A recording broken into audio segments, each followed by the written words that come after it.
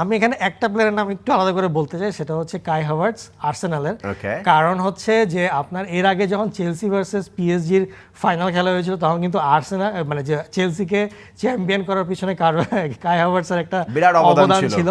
এবং এর আগেও যখন হচ্ছে লাস্ট ইয়ার সম্ভবত হচ্ছে পিএসজি ভার্সেস আর্সেনাল গ্রুপ স্টেজে, সেখানেও ম্যাচে আসলে কাই হাভার্টসের গোল ছিল। 13 মাস আগে খেলা হয়েছিল, মানে দুই লেগেই আর্সেনাল হেরেছে 2-1 আর 1-0-তে। এমিরেটসে মনে হয় 1-0 আর পার্ক দ্য প্রিন্সে 2-1।